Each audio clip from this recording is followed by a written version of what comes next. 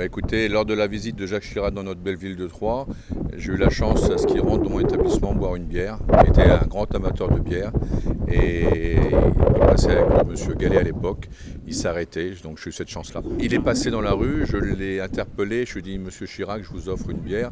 Il m'a dit bien volontiers et il a bu une bière dans mon établissement. Tout simplement, voilà. J'avais tout de même, la ville de Troyes avait mis dans la rue Champeau, devant les commerces, quelques hommes forts. S'il y avait mais à l'époque, tout le monde l'adulait, tout le monde le respectait et tout s'est très très bien passé. Enfin, il faut dire qu'à Troyes, M. Chirac a toujours été un peu privilégié. Ça choque un peu parce que c'était quand même un très bon homme et depuis sa mort, il n'y en a pas beaucoup qui peuvent le remplacer. Triste, non. Mais enfin, ça fait quand même quelque chose. Je vous dis, c'était un grand homme, il prenait soin des Français et c'était pas comme ceux qu'on a maintenant. Ça fait drôle parce que c'était un grand homme, un vrai président et qu'on n'aura plus jamais d'ailleurs. C'est même sûr et certain et c'est un monsieur qui a fait beaucoup pour la France.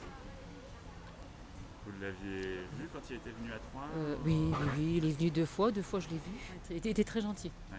C'est un monsieur, vu mon âge, on ne retrouvera plus ça, quoi. Ouais, très sympathique et c'est désolant qu'il soit parti, quoi. On a perdu un grand homme. Dommage qu'il n'est pas resté avec nous. Un type bien. Ouais. On peut dire un type, lui. Ouais. Un type bien. Ouais. Un type bien. On s'y attendait puisqu'il était malade, mais bon, oui. Ça fait toujours drôle. C'est ça qui est choquant, mais bon, moi c'était le dernier gaulliste qui existait. Ouais. C'est ça qui vous plaisait chez lui. Ouais. C'était un vrai gaulliste. Là, je l'ai appris à midi. Bon, je suis pas trop triste non plus, mais bon, je reconnais quand même que c'était un homme qui avait une certaine stature et il avait vraiment la stature d'un président comparé à ceux qu'on a depuis ces derniers temps. Voilà. Alors maintenant, politiquement parlant, je n'étais pas du tout de son bord, mais par exemple, au niveau international, je trouve qu'il avait eu des très bonnes positions, notamment envers la guerre et qu'il a refusé de s'engager auprès des Américains. J'ai aucun regret.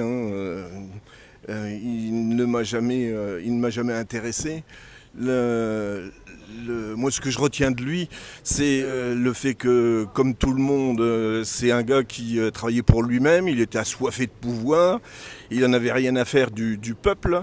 Et ça, c'est une ligne constante depuis toujours. Moi, je fais remonter ça à Pompidou. Ces gens-là, notamment Chirac, n'ont qu'un désir, c'est de revenir sur tous les acquis du CNR, Conseil national de la résistance, et c'est une politique constante.